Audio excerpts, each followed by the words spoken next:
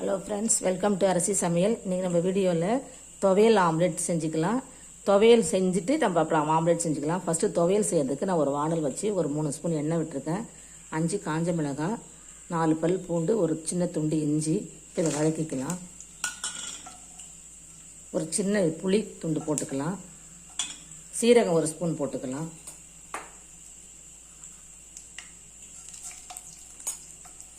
பெருங்காயம் போட்டுக்கலாம்.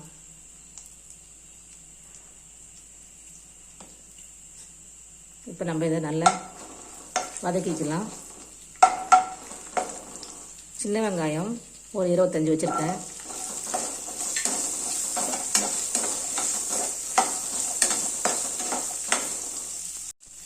கருவேப்பிலை ஒரு 2 குத்து போட்டுக்கலாம்.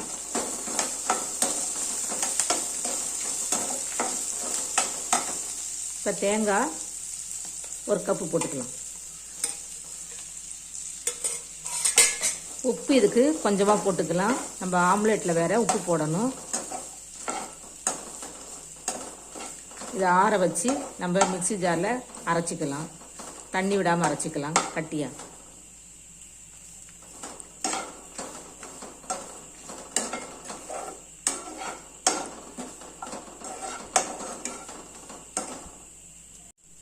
இப்போ வதக்கியாச்சு. இப்போ ஆற வச்சுக்கலாம்.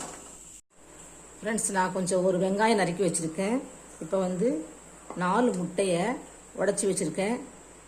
ஒரு அரை ஸ்பூன் மிளகுத்தூளும் கொஞ்சம் உப்பும் போட்டிருக்கேன். இப்போ நம்ம இதை நல்லா பீட் பண்ணி இந்த வெங்காயத்தை கூட கலந்துக்கலாம்.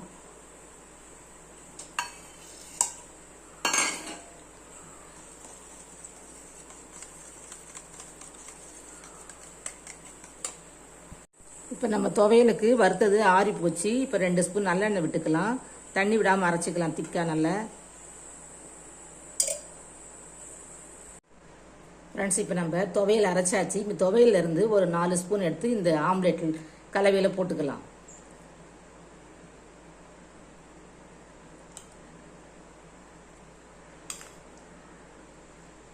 இதுதான் நம்மளோட துவையல் ஆம்லேட். இப்போ இதை நல்லா அதை கலக்கிட்டு ஆம்லேட் ஊற்ற வேண்டியதுதான்.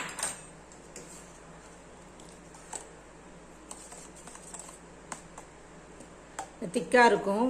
ரொம்ப நைஸாக அரைச்சிடக்கூடாது இந்த துவையில. இது ரொம்ப ரொம்ப டேஸ்ட்டாக இருக்கும். இதை நான் வெஜிடபிள் பிரியாணிக்கு தான் தொட்டுக்கு வச்சுருக்கேன். இப்போ நல்லா அடிச்சுக்கிட்டு நான் ஒரு பேன் வச்சுருக்கேன். அதில் ஊற்றிக்கலாம். இப்போ நம்ம ஊற்றிக்கலாம்.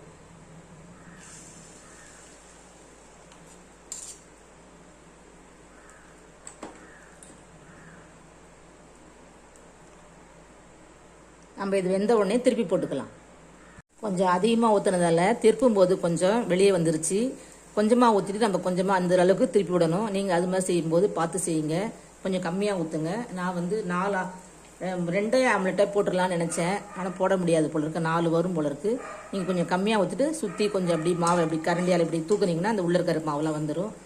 இவ்வளோதான் நம்மளோட துவையல் ஆம்லெட்டு. ரொம்ப சூப்பராக இருக்கும். இது மாதிரி நீங்கள் செஞ்சு பாருங்கள். மழை நேரத்தில் இந்த ஆம்லெட் சாப்பிடும்போது ரொம்ப ரொம்ப டேஸ்ட்டாக இருக்கும். இப்போ நம்மளோட ஆம்லெட்டை எடுத்துக்கலாம். எடுத்து ஒரு பிளேட்டில் வச்சுக்கலாம். நான் அடுத்தது சின்னதாக ஊற்றிக்கிறேன். இந்த அளவு ஊற்றினா போதும். அதுவாக கொஞ்சம் இப்படி பண்ணிக்கலாம். அவ்வளோதான். இப்போ நான் சின்ன சைஸாக போட்டுக்கேன் பாருங்கள். இந்த அளவுக்கு போட்டுக்கோங்க. இதுதான் கரெக்டாக இருக்கும். நான் முதல்ல போட்டது பெரிய சைஸாக போட்டுட்டேன்.